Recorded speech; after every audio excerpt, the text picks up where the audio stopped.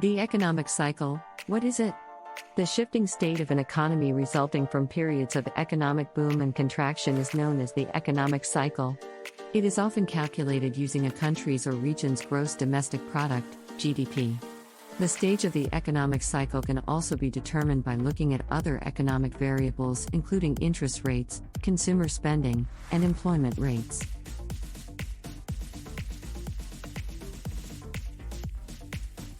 Knowledge of economic cycles. The varying state of a market-based economy is referred to as the economic cycle, sometimes known as the business cycle. A set of production and consumption activities that decide how resources should be distributed are referred to as an economy. Today, almost all economies are market-based economies where prices are determined by the rules of supply and demand. Through a variety of factors, including global economic circumstances, trade balances, productivity, inflation rates, interest rates, and exchange rates, supply and demand pressures affect the economy. The economy and the stage of the economic cycle are shaped by the variables as a whole. The general long-term growth of an economy is ultimately determined by the rising and negative trends in GDP, which make up the economic cycle.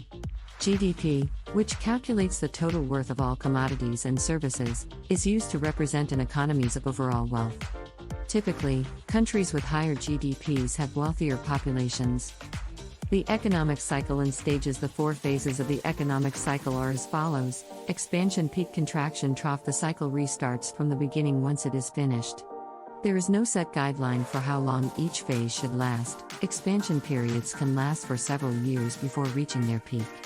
But every now and again, a sound economy will experience a period of recession. Interest rates are often lower during the expansion phase of an economy, which is characterized by rapid economic development, but they start to rise as the expansion reaches its peak. As the growth reaches its peak, total production levels rise and inflation rates start to increase.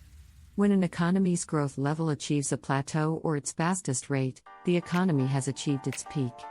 Higher inflation that needs to be rectified is typically its defining characteristic. The contraction phase, during which the economy's growth slows, unemployment rates increase, and inflation begins to decline, is when the correction takes place. It keeps going until the cycle hits a low point. A low point in the economy from which it can re-enter an expansionary phase is known as the trough.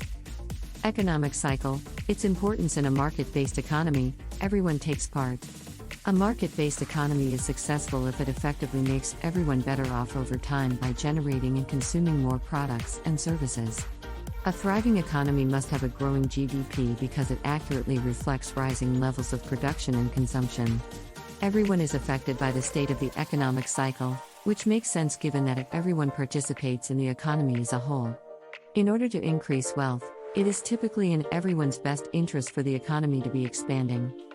Effects of economic stages. Businesses make money when the economy is growing, which results in more jobs, more disposable income, and more spending. Businesses then experience increased earnings as a result, and the positive feedback loop continues.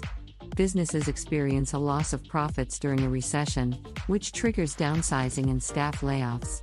Loss of employment decreases consumer spending and disposable income, which further reduces firm earnings. It keeps going in a vicious circle. Although an economy should be expanding continuously, contractions are necessary to control inflation and prevent overheating.